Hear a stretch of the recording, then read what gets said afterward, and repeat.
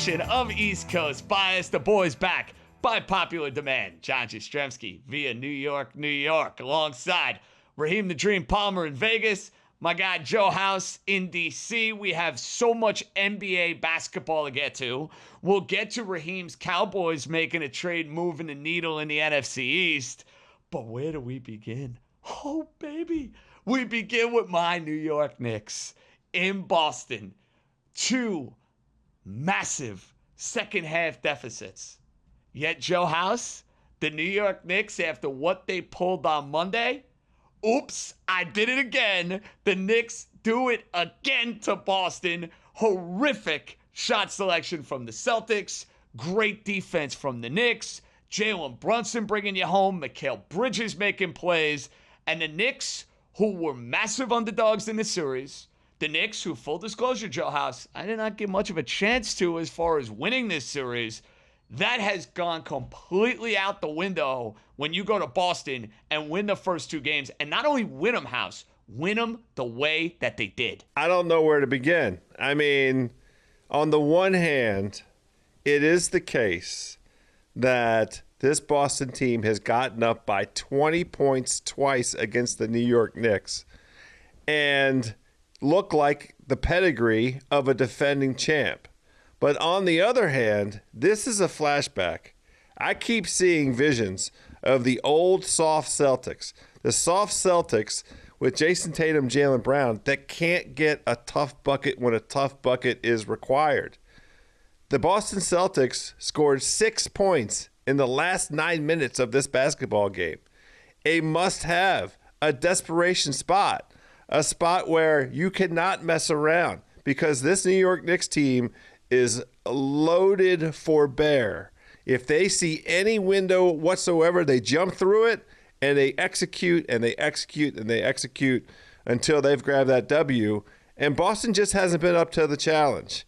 Now, they are, through 2 games, exactly 25 for 100 from three-point range. 25% from three-point range. And that's their bread and butter. That's a bad piece of toast right there. I wouldn't want to eat it, Dream. The Celtics team is in trouble. The historical percentage is 86% when the road team goes out and wins the first 2 games of a series. That 14%, it doesn't look good on the Green Celtics, Dream. See, I'm struggling with this one because when a team dominates the way the Celtics have done through the first 3 periods of both of these games, I don't want to just throw all of that out because they continue to choke these games away in the fourth quarter. Now, we have seen teams come back from 0-2. You go back to the 2021 Los Angeles Clippers. I mean, they were down 2-0. They lost both games in a row, at home to Luka Doncic. And Kawhi Leonard pulled it out. This is still a championship team. You can never underestimate the heart of a champion. And honestly, I think there's some value on the Boston Celtics to win this series. They are minus 106 right now. I think this is the right time to jump in. Well, I can't blame you on that because they were a minus 850 or a minus 900 series price just a couple of days ago. They had dominated the Knicks, Raheem, in 3 of the 4 regular season matchups. The idea of the Knicks getting this to a game 6, I mean, I was going on a couple of days ago saying, hey, if they get it to a 6th game, I'm going to be A-okay with that. I totally understand why someone like you is going to look at this series price and is going to say, hey, values with Boston. They won the title. They've had big leads and they've yucked them up.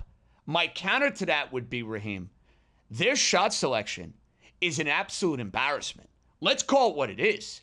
They have dug themselves this hole because instead of them attacking the rim, getting easy buckets, when they go into these scoring droughts, yes, the Knicks are playing good defense. Yes, you want to credit Bridges. You want to credit Anunoby. Mitchell Robinson was really good in this game. Be my guest. You can do all of that. But Jason Tatum, late in the game, down 1, got a screen, blew by Mitchell Robinson, attacked the basket, scored when he attacked the rim. What a concept for the Celtics. I mean, listen, Missoula, please keep running out the exact same game plan you have in the first 2 games. I appreciate it. All of New York City appreciates it. But that's my thing with the Celtics here, Raheem. This team now's got some adversity. Last year, they won the championship. They had an easy road to the finals. Let's call it what it is. They faced no adversity against the Mavs. The Pacer games were close. Okay. Pacers choked game 1. They swept in 4. And the other 2 series were in 5 games. Now they're 0-2, belly of the beast, against a tough, I don't give a you-know-what New York Knicks team. I want to see how the Celtics respond here, Raheem. I think that's fair, right? It is fair, but I have to remind you, back in the 2022, 2023 season, we saw this team go down 3 games to nothing. To the Heat. And force a game 7. And, of course, Jason Tatum, he sprained his ankle, 3 minutes into the game. That's true. Still lost the game 7, though. They still lost the game 7. Still lost. But this is not the type of core that you count out. That's all I'm saying. I get that. Raheem, yeah. I am not celebrating this series. Trust me. What Kobe Bryant say? Job's not finished? Job's not finished for the New York Knicks. I am not taking the parade. I'm not taking the lap house. In no way am I sitting there saying to myself, this series is done. I can easily live in a world where the Celtics go and win the next 2 games. Look at the line for game number 3 is a perfect example of that. They're making you lay 5 points with Boston on the road at Madison Square Garden with a series price, to Raheem's point, that's basically a coin flip. But I don't think we can overlook here, House, not just the Celtics losing these games. Because if they lost these games and they're just sleepwalking, and we know this team could turn on the switch, turn off the switch, that's something that's been well discussed and well documented. I think the issue for them is they have had self-inflicted collapses here because of bad coaching, bad shot selection, and their best players not delivering, point blank. Well, and the single biggest difference to me, and this is the tough bucket point, Jaylen Brown was the guy that got all those tough buckets in the NBA Finals last year in that stretch where they beat the Pacers, made it to the Finals. Jaylen Brown isn't healthy. I mean, he has some kind of issue with his knee. He doesn't have the bounce. He looked very good in the first half of this game. But, dude, he and Jason Tatum combined 13 for 42 from the field. They aren't going to win any basketball games when they shoot like that. Derek White is doing the best he can. Drew Holiday's doing the best he can. But those dudes take 42 shots and they shoot 30% combined. They're not going to win the games. And the problem is what we keep seeing in these fourth quarters down the stretch, they can't get the buckets in the crunch time minutes that are the meaningful buckets, the back to the basket buckets, the get to the free throw line buckets. It's just not in the DNA of this team. Now, they can course correct. There's no 2 ways about it. They've been very well coached the last handful of years. There's a reason we keep seeing them in the finals. And so that's why the price for the series is attractive. But, man, they got to do something in terms of changing up the end of game stuff and figuring out ways to get the easy ones. One note on the Knicks. They have not lost a road game in this postseason. 4-0 now. Excuse me. 3, 4, 6, 5-0. Let's do a little math, Syracuse boy. 5-0 on the road in this NBA postseason. All right, quickly, let's get to the other game. House, we were wondering if we were going to get a beatdown. It looked that way in Boston until it wasn't. This OKC-Denver game was exactly that. Does that game just reek of classic bounce-back spot for the Thunder? Or do you think that's more of a sign of things to come for what we're going to see in this series? Definitely, yes. The idea that the Nuggets stole their one game, the Thunder, the quality of that Thunder team all season long, they showed out exactly that kind of pedigree that they earned by winning 68 regular season games this season. But, they've been messing around a little bit. I don't know if we can 100% trust this Oklahoma City team because those 2 games in Memphis where they messed around, they very easily could have and should have lost the game that John Morant got hurt in. And then they barely eked out a win in Game 4. Now, I know those circumstances are different, but Denver served notice that they are going to be formidable. So I'm not ready to just say, oh, there's the version of Oklahoma City that we all expect. I mean, I'm happy to finally have a sizable win by margin by a home team, by a giant favorite. It makes sense. That's order restored to the universe, the basketball universe. But I'm not ready to really concede anything as it relates to Oklahoma City. They showed us exactly how to win. Can they do it? Can they? Because that they were very physical with the Joker. it was a soft whistle. The Joker was not getting the kind of calls that he might get up in Denver. But great job by Oklahoma City saying, hey, put the pedal down. We're not messing around. They got up early and took care of the game by halftime. Yeah, I mean, this is what I was expecting in game one. Unfortunately for us, that did not happen. But Oklahoma City took care of business, did what they supposed to do. And you look at the Denver Nuggets, they did what they were supposed to do. They got one. They were coming off of a game 7. We know those stats on teams coming off of game 7. They typically struggle in game 1. And then you also see that accumulation effect going forward. And I think, their game 2 blowout loss had a lot to do with that. Minus 520, Oklahoma City to win the series. Series spread, if you want to take the Thunder, minus 1.5 games, Raheem, at minus 152. Yeah, I'm staying away from this one. I'm still a little worried about Oklahoma City. I still don't trust Jalen Williams to consistently show up. They're going to have to prove it to me. I think they're in that young team category where until they prove it, I'm not willing to back them at like absolutely huge numbers. And like I said before, in game 1, the Nuggets dominated the boards. Let's see what happens when they have to go on the road and have to beat Jokic at his home. Denver plus 4.5 house. Can I get you to bite? Yes, I'll play it. I have no problem with it. I understand the math that supports Oklahoma City laying those kind of points on the road, and they earned it. I mean, the models, Dream's model probably has a point spread that's in this neighborhood. I have no issue with that whatsoever. I just don't trust them. I don't trust Oklahoma City. And it's just what Dream said. I'll bet on Denver, and I'll tip my cap to Oklahoma City if they come in there and win by 7 or 8 or 10 points. That'll be fine, but I need to see it. Well, and that's the thing with Oklahoma City. You feel good about them when they're in the margins. It's when the game gets tight. If we're playing a tight game and Jokic can get what he wants and he's going to find those shooters, and it's Gordon and it's Murray and it's Brown and on we go. How does Oklahoma City respond? Fascinating couple of game 3s in the NBA coming up. We got a lot more coming your way. The Pacers are up 2-0. A dud from the Wolves. Steph's out. What does it mean for the rest of the series? Got you covered. East Coast Bias Boys are just getting warmed up right here on FanDuel TV and the Ringer Gambling Show.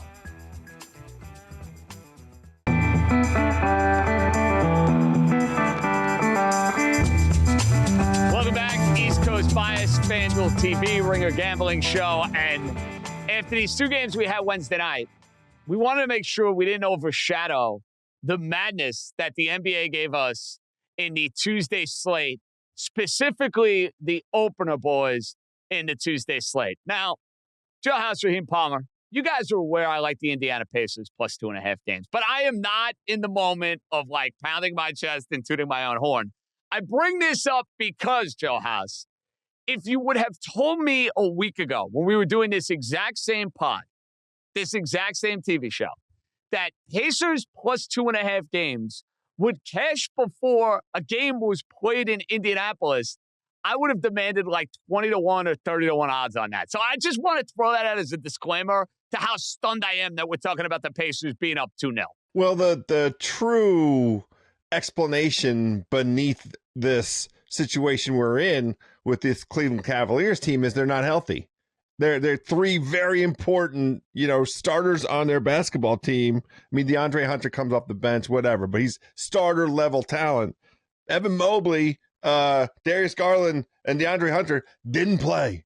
And for, 47 of the 48 minutes, it looked like the Cleveland Cavaliers were going to handle their business at home, go ahead and get this thing evened up, and then restore some order to this, matchup. No sirree. Man, Halliburton had a different point of view. But, JJ, here's the thing. When Dean Wade plays 30 minutes, when Ty Jerome plays 28 minutes, when Sam Merrill plays 26 minutes, Isaac Okoro plays 29 minutes, those guys are important role players for Cleveland, and they did get Cleveland right to the brink of a W.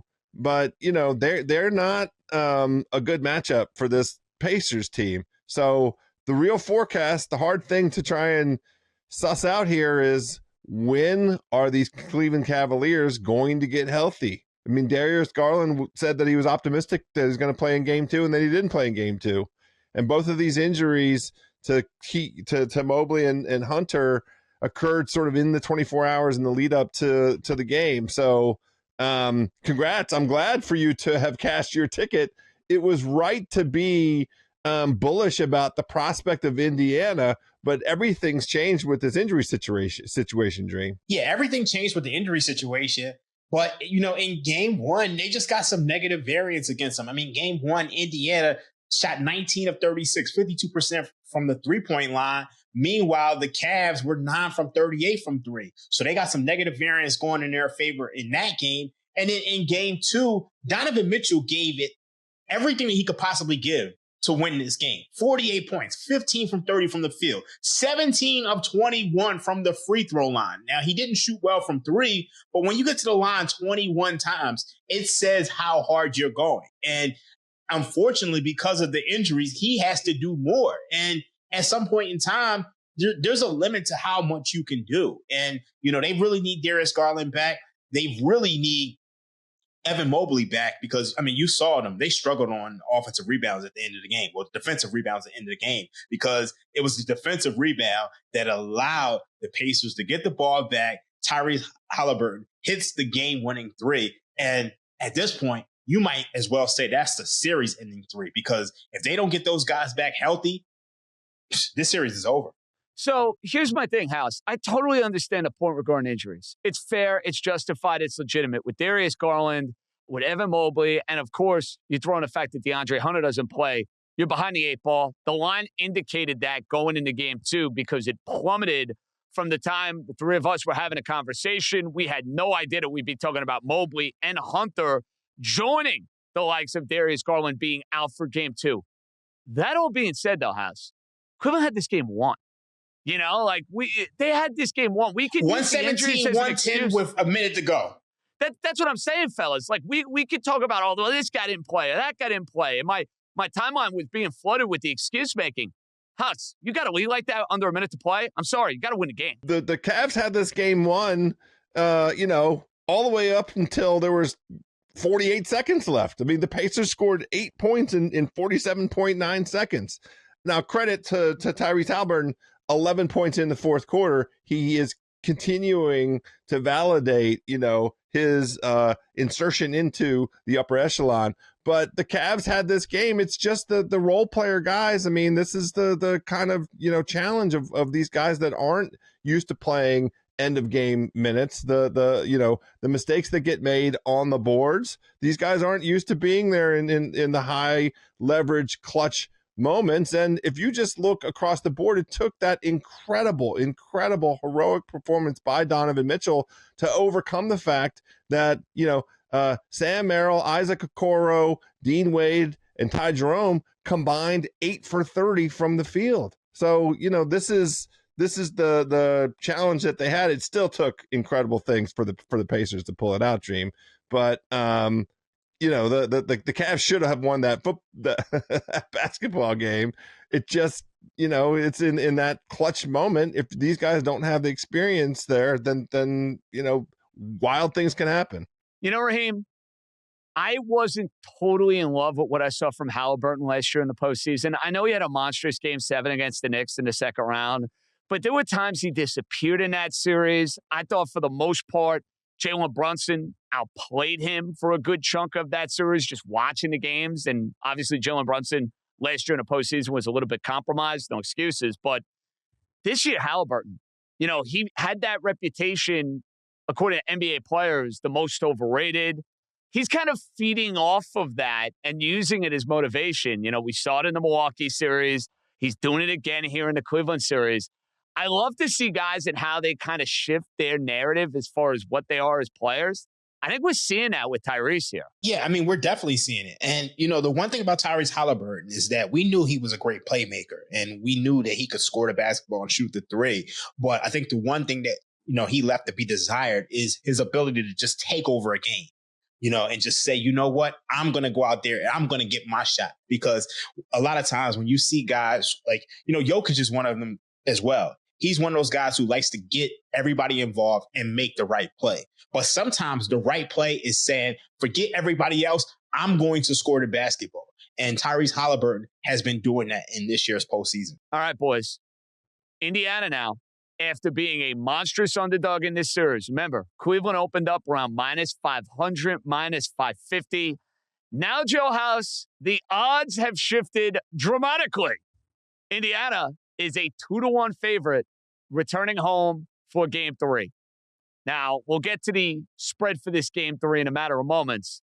For the series, though, are we ready officially to stick a fork in the Cleveland Cavaliers, or are you enticed by plus 168? I'm mildly enticed.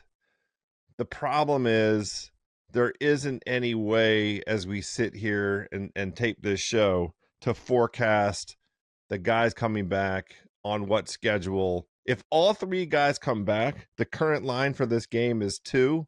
That line will go up to, I don't know, Dream, 4.5, 5 maybe even, if all three guys are back and reported to be healthy. Cleveland at Indiana laying 4.5 or 5 would be my guess. And so that series price for Cleveland is kind of tempting. I feel like it's probably the very best price you're going to get over the balance of the series, because if they hold serve, not hold serve, if they handle their business, if they're able to take care of it against the Pacers in that first road game, the price definitely goes in the opposite direction. So I kind of am tempted, but Dream, talk me out of it. I'm not going to talk you out of it, but what I will say is that the Cavaliers opened at minus 1 point favorites on the road in Game 3. That line is now up to 2.5 on FanDuel Sportsbook. I think you play the Cavaliers money line. You don't fool around with the series. You just know that this is a desperation spot, unlike all desperation spots. They have to win this game. I'm not going to, play around with the series, because I think it's a daunting task to ask this team to win 4 games out of the next 5. I think that's daunting. But they can go out there and win Game 3, and the market supports that. So that is the play. You play the Cavaliers in Game 3. I don't know if you want to play them first half, but I think you play them full game. This line has gone up. So I don't know if I necessarily agree with laying the 2.5, but I think you find the best number you can on the Cavaliers and play them to win that Game 3. Raheem, is that line, in your opinion, factoring in reinforcements for the Cavaliers? I think it has to be, right? Like, if they're running out the same team we saw in Game 2, they wouldn't be favored in this situation. I don't think that's factoring in reinforcements at all. When you look at the games in which these two teams played, the Cavaliers were laying more than this on the road with all of those guys. So I actually don't think this is factoring that at all. I think this line is fair. I think House hit the nail on the head. If you see these guys in, you're going to see this line go up to 4 or 5 or so. Wow. You're telling me they'd make you lay 4 or 5 with this Cleveland team? See, House, I'm not going to be willing to do that. Here's the thing. They were laying 10 before the injury news in Game 2. So But Raheem, how much of that was a tax because they lost the first game? All right, let's go back to Game 1. They were laying 8.5. Yeah. So how do you go from 8.5 to 2.5? Well, I think it's just the swing of the series and just what you're seeing on the basketball floor. I think Indiana undervalued here. I think that's the odds makers aren't going to over-adjust that much after one game in which, Indiana shot 52% from 3 and the Cavs missed all of their threes. They're not going to over-adjust that much. I get that. That's fair. Totally fair. And Cleveland was the better team all year. But I think something we shouldn't sleep on, House, with this Indiana team. They are a different team than the one we saw over the first 30 games of the year. They're super dangerous. They've been great for 45 or 50 games. And I'll just say this. I think the spot screams Cleveland. I don't think they're going to go down quietly into the night. But this Indiana team, they can smell some blood in the water. They're a legit team. They're up 2-0 in this series. They absolutely can win this series. There's no question in my mind. Well, the thing that impressed me is even though there did seem to be an energy deficit for big chunks of the game, remember, they entered the fourth quarter down 14 points with a chance to really put the stranglehold on that they ultimately got to over the course of just chipping away over the balance of the fourth quarter. But they shot the ball well. They shot 52% from the field. They shot over 39% from 3. They rebounded the ball well. They had 44 rebounds to Cleveland's 43. They were good on the offensive boards. They had 11 offensive boards. They did a not great job taking care of the ball, 17 turnovers. But the Cavs had their own turnover issues with 13, and the Cavs weren't really able to take advantage of all those turnovers by the Pacers. So JJ, your point is this might be the identity of this team. We keep seeing, look how deep the rotation is. They had 9 guys with at least 8 guys with at least 15 minutes right there. And, the impact of Mathurin in 20 minutes, 19 points in 20 minutes on great shooting from the field. Nembhard wasn't able to be up to it, but this is the thing. If they're going to take turns with these role guys who are very quality, just getting in there and making these contributions, and they can continue to spread the minutes out. I mean, the highest minute guy was Nembhard at 36. Tyrese had 36 and Miles Turner at 35. Those are your go-to core guys, and they all played great. They all had, Nembhard was 0 for 4 from 3, but and really he was the culprit with the turnovers, but 13 assists. So that's if you're going to put him in that playmaker role, then he's going to make some turnovers. The point is, I understand where you're coming from on this. This Pacers team is for sure legit. Just as we sit here and try to handicap a game 3, the desperation spot for Cleveland is the reason you go in that direction. Best bet still to come, but when we come back, there was a dud of a game 1 that let the family down. We all invested in a certain Wolves to win game 1, Wolves to win the series.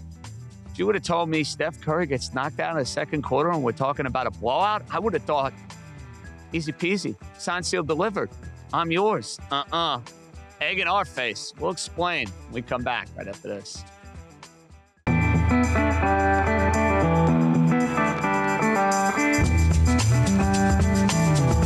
Boys. I'm really disappointed in the Minnesota Timberwolves. And it's one thing to lose a game 1. Steph Curry and Jimmy Butler are all-world players. If you would have told me, hey, Minnesota was a little lethargic, Steph goes for 40, Jimmy goes for 30, Warriors ride the momentum of winning a game 7, I could accept that. House, we all know Steph Curry got hurt in this basketball game. He leaves in the second quarter. He does not return to action. He's not going to play in game 2, and we'll get to what that means for the remainder of this series moving forward. But for that game to be as ugly as it was flat out disgusting. And I know I'm salty. I know I'm bitter. I know I'm really let down because I expected Anthony Edwards to come out guns a-blazing. I thought the Timberwolves would frustrate Golden State.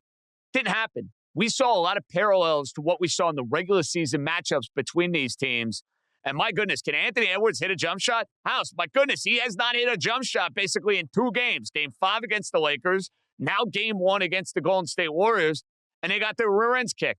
Very, very tough game for me to stomach, my man. So, JJ, I have no problem with Anthony Edwards going cold, right? I mean, the usage that they put him into, it makes sense, and it's going to happen. There will be stretches of bad shooting. What I cannot tolerate, what is intolerable and unjustifiable, is effort.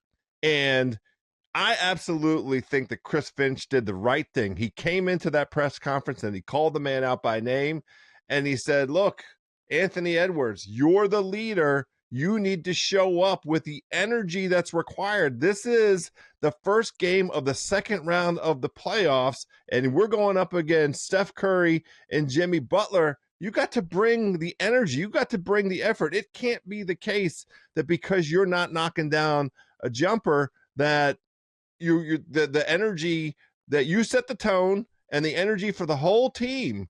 And the problem I have is even with Steph Curry going out, the Golden State Warriors extended their lead when he went out. And the Timberwolves never got closer than 9 points. And they made the effort looked better a little bit in the fourth quarter, but they got out rebounded offensive board wise. The Golden State Warriors had 18 offensive rebounds to the Timberwolves 12, and total rebounds 41 for the T-Wolves, 51 for the Golden State Warriors. That's effort. Look at the guys that played. Kuminga got 13 minutes. Kevin Looney got 14 minutes. Pat Spencer had 11 minutes. Pods was in there 29 minutes, and Buddy Hield is making his case to be the best two guard in the NBA in these playoffs. I mean, another great game for him, but so much of what Minnesota showed us was a lack of energy, a lack of effort, a lack of execution. The shooting is the shooting. And they, as a team, have been cold. They were cold in Game 5 against the Lakers, and they were cold coming in this way. But Anthony Edwards and Julius Randle both are supposed to be going to the rim. And we finally saw it out of Edwards, but that's the way that you cure this. Now, Randle did, to his credit, get to the free throw line 10 times. That's what you're supposed to see. But it's intolerable. Anthony Edwards, 5 free throws? Come on, man. We need to see some effort, Dream. So there's bad shooting, and then there's historically bad shooting. And, sometimes, as a basketball player, it feels like when your shot's not falling, it's very easy to get discouraged and not put that effort forth anywhere else. You look at the last 2 games. The Wolves are 12 of 76, 15.8% from 3 the last 2 games. 38 of those shots, that's at least half of those shots, have been wide open with no defender within 6 feet. Like, that is just stunning. If you look at how they performed on those same wide open shots in the regular season, the Wolves shot 40% on those shots, 9th best in the NBA. But the last 2 games, they're just 9 of 38, 23% on those shots. So it's just, I could see how if you're a basketball player, you find yourself discouraged. But that can't happen, and at some point in time, you have to put the ball in the hoop. So I think variance basically suggests that there's going to be a blowout coming soon. The Wolves are going to blow out the Warriors. Whether it's game 2, whether it's game 3, at some point, these shots are going to fall. I don't think this is the Oklahoma City Thunder from last year where they just go the whole playoff series without hitting open shots. We know that this Wolves team, they have experience. We've spoken about it at length. Anthony Edwards is putting together a nice little resume. They went out there and beat KD and Devin Booker. They went out there and beat Jokic in a game 7. This team is going to put it together. I don't know when, but hopefully it's game 2. Okay, Raheem. So on that note, the updated series price, despite Minnesota having a horrific game 1, Anthony Edwards stinking up the joint, Minnesota is now a bigger favorite in this series than they were at the start of game 1, and I think we know the reason why.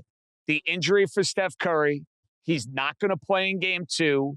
There's major questions about if and when he can come back and be a factor in this series. Is this shades of OG Anunoby, where all of a sudden he comes back in a game 7 and he can barely move around? We just don't know what the severity of this injury is yet. What is your inclination, though, Raheem, with this series price moving up despite everything we saw from the Timberwolves? Is that telling us, hey, odds makers are kind of like giving us a number saying we don't think Steph is coming back? I think you have to assume with any hamstring injury, that's, they're saying 1 week. I think you have to assume that it's 2 weeks. I mean, you look at Steph Curry, he played a 7-game series in which he basically ran 2 miles. And the way Steph Curry plays, the way he runs off of screens, the way he never stops moving, he literally never stops moving. He's just running every direction. He's running off screens. Somebody has to stay with him at all times. I don't know that even if he comes back after a week, he's going to be Steph Curry.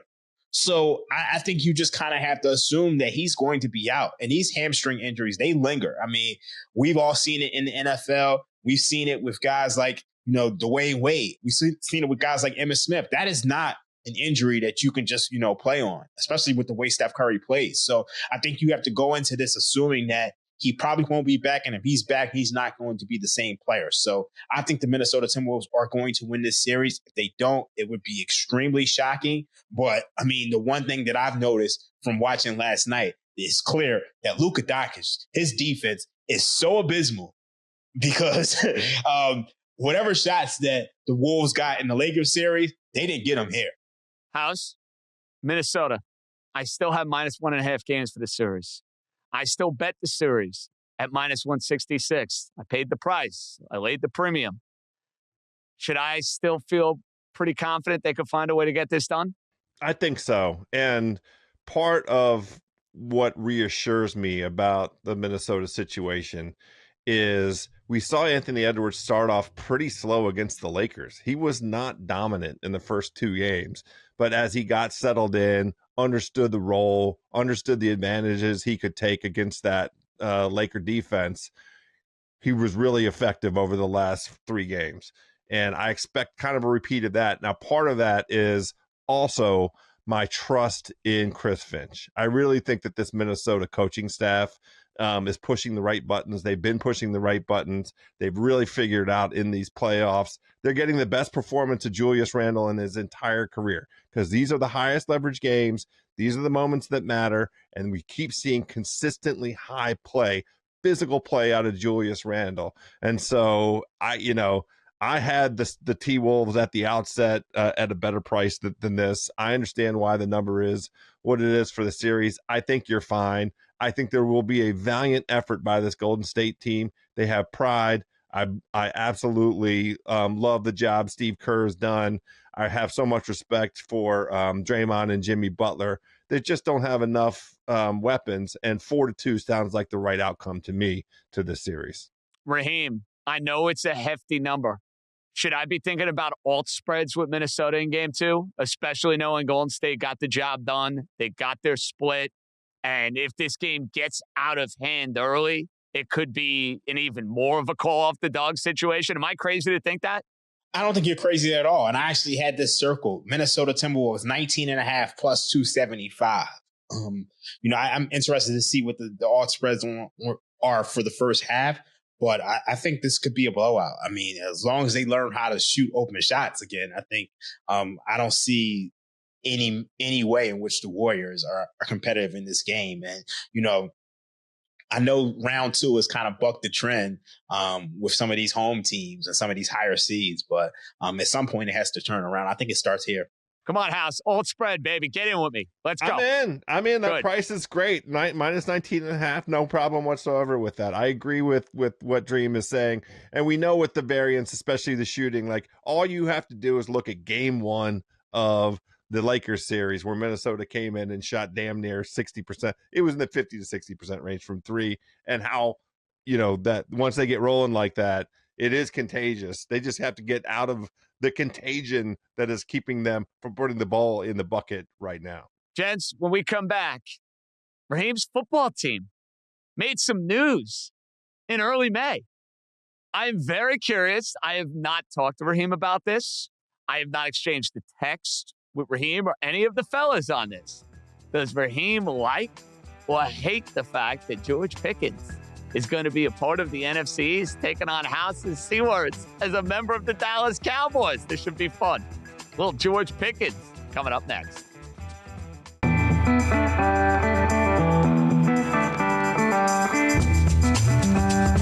Boys, I didn't think we'd be doing any NFL football today. Didn't have it on my agenda.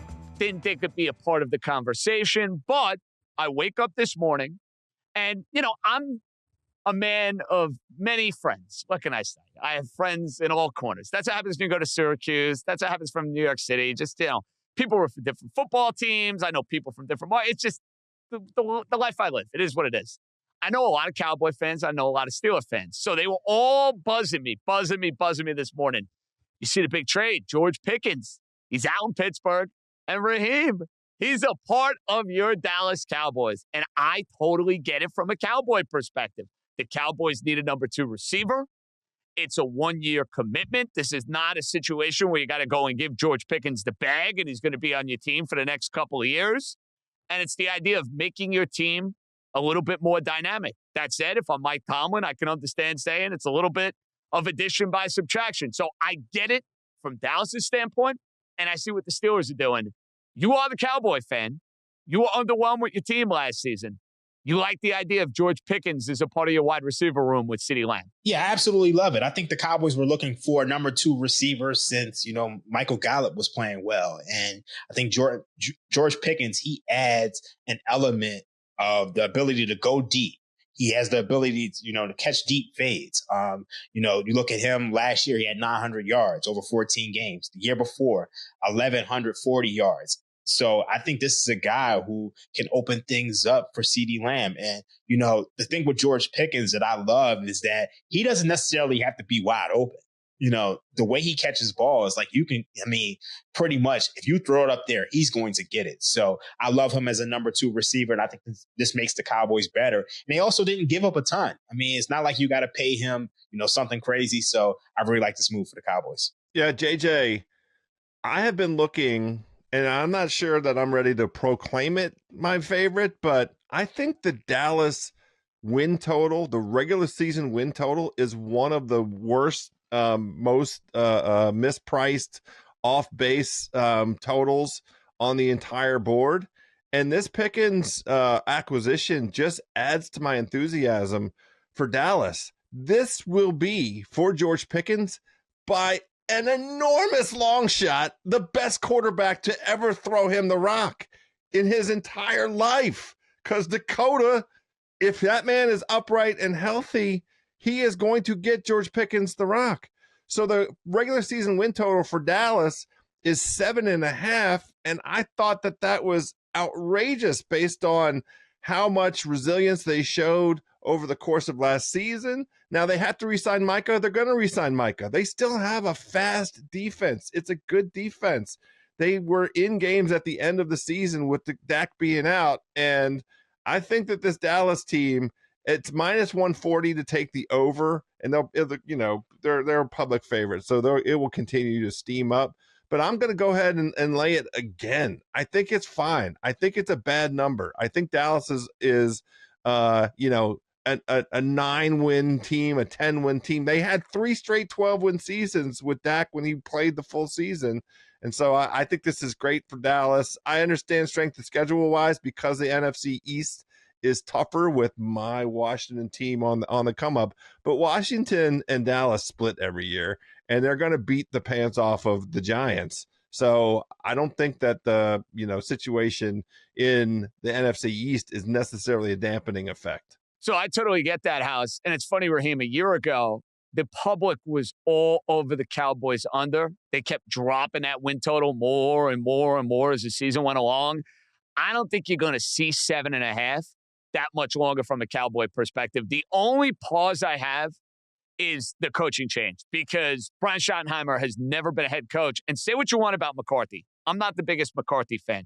He wins in the regular season and wins consistently in the regular season, and now he's not a part of the mix. Raheem, you like Cowboy over 7.5? Yeah, we gave this out, a couple of months ago when the win totals first opened. At the end of the day, as long as you got Dak Prescott and CeeDee Lamb, I think your floor is very, very high. And I think, they're going to meet that floor. They should exceed that floor. So I love the Cowboys here. And one thing about the Steelers, House, I think a lot of people are going to look at this and say, hey, this shows you they're not in on winning this year. I don't look at it that way at all with Pittsburgh. I just think for Mike Tomlin and the operation that he's running in Pittsburgh, they got sick and tired of Pickens. Case closed. They got sick and tired of him. And I wonder if there is a future quarterback who's coming in who maybe gave a little input on whether or not George Pickens would be a good fit with Ayushka and documentaries and everything that comes with it. I wonder if Mr. Rogers gave a little intel to the Steeler organization saying, you know what, this is a guy I don't want to be dealing with in my huddles. You have to countenance all the possibilities that went into the decision. But the Pittsburgh situation all depends on that fulcrum move. They need that man to come play quarterback for them. Otherwise, it'll be the first rebuild season of Mike Tomlin's career. Yeah, Raheem, the way I look at the Steelers, they will have the first losing year in the Tomlin era unless Aaron Rodgers comes in as their quarterback. If they're running the quarterbacks they have out there right here and right now, with their schedule in that division, there is no way they're coming away with it. Who are their quarterbacks at this point in time? Mason Rudolph and the Ohio State quarterback, Will Howard. Oh. Yeah, exactly. Yeah. Ugly. Ugly. Yeah, super ugly. So you want to have a winning season, and the Steelers, they don't do rebuilds there. That's the thing. You can make the argument that it might be the best thing for their organization to have one of those years, end up at the top of the draft, go get their next quarterback and kind of reset.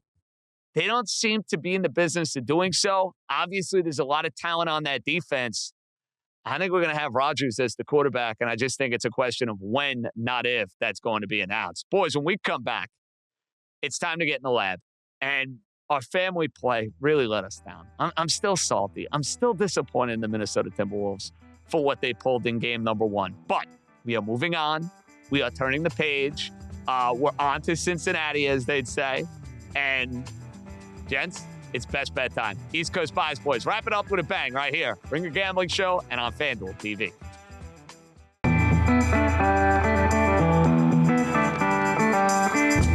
All right, boys. Parting shot before we say goodbye. Best bets for this Thursday. Maybe you're looking ahead to Friday. I don't know what you guys are thinking, but House, take it away. Yeah, it's a combo play, and I need to, make a bounce back after the wounds that we suffered with all of these upsets, all of these road teams going in and winning. I'm going to go ahead and take the Minnesota Timberwolves minus the 10.5. No issue whatsoever with that number. We're going to play some alt spreads on that as well. Go into the FanDuel Sportsbook, find whatever number you're comfortable with, and go ahead and lay it. I'm parlaying that. Minus 10.5 for the Minnesota Timberwolves with the Cleveland Cavaliers money line. That combination right there pays out plus 229. We got to win back some of what we got crushed with that stupid Minnesota team not showing up in game 1, fellas. Dream. Look, we've known that home teams have struggled in the NBA postseason this year. They were 0-5 straight up in round 2 before Wednesday night's games. And they are just 25-23 straight up. I don't know if we've ever seen anything like that. So I'm just going to ride it. I'm going to go with a road team. I'm going to Cleveland Cavaliers -2. That's probably the highest I would play it. Maybe you play it 2.5, but the Cleveland Cavaliers are going to win this game. I'm going to lay it with them. Hopefully they stay in the series. So that's how I'm thinking. Thought about Cleveland. I'm going to stay away from that one, Raheem. We talked about the alt spread for Minnesota and Golden State. I'm going to take the T-Wolves up to 14.5. I know it sounds crazy after what you saw in game 1, but no Steph Curry. Monstrous spot for them. I think they show up in a big way. And I'm going to give you a player prop, too. Anthony Edwards. I know it sounds super low at plus 122 to go and get 30-plus points, but I think we're talking about a bruised ego. We're talking about a guy who's got a little bit of a chip on his shoulder. I think he will bounce back and put on a show for the home fans. So give me Edwards, 30-plus points. Timberwolves laying 14.5, and that's going to send us on our way on this fine Thursday. For Joe House, Raheem Palmer, JJ John Jastremski signing off. We'll be back next week. We'll see what the playoff picture in the NBA looks like. Are these series tightening up? Are we looking at some routes? We shall see. Boys are out. Enjoy. Be good, everybody.